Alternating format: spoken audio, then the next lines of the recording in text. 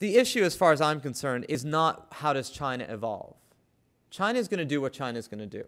And it's largely going to do what it's going to do regardless of whether we like it or not and whether we try to contest it or not. It is the first time in the past 60 years that there's been an economic force in the world that is significant enough in its own right that it is neither coercible nor changeable by the desires or actions of the United States, nor is it susceptible to military action. And I think it's highly unlikely that this tension, if it exists, ever takes a military dimension, because China is not even trying to compete with the United States militarily. In fact, they would love to see the United States continue to spend $600 billion a year on aircraft carriers and divisions, because they're not even attempting to build those up. They're just going to spend $60 billion a year on cyber warfare, taking advantage of the weapons of the weak to prevent the weapons of the strong from doing the damage that they can. So China's going to do what China's going to do.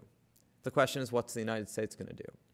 Because if one assumes, as I do, that China's evolution is a fact, much as the evolution of the United States from the late 1890s through the middle of the 20th century was a fact, not a fact without great internal turmoil. So simply saying, well, China may be headed for a real estate crash, or that the resource intensity of China's industrial growth will lead to untenable spikes in the price of oil and copper and industrial materials that will then put a crimp on it, or that there's too much loans being given in China to support the actual activity.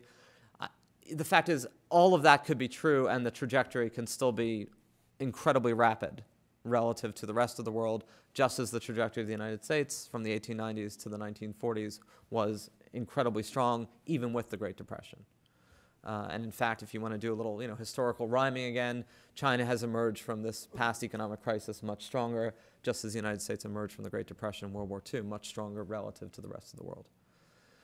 Insofar as the United States remains innovative, dynamic, compelling, and a market that is both consuming and producing ideas that are tractionable and competitive, that relationship will continue, because right now China's not even trying to innovate at the level the United States is doing less of.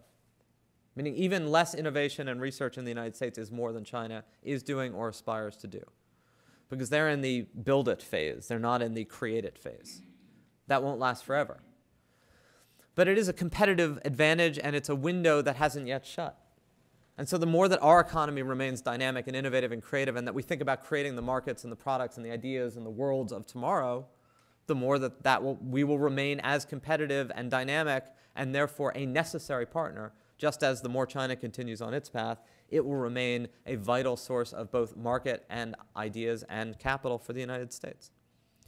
Whether or not we are able to embrace that without perceiving it as a relative decline is a much more troubling question.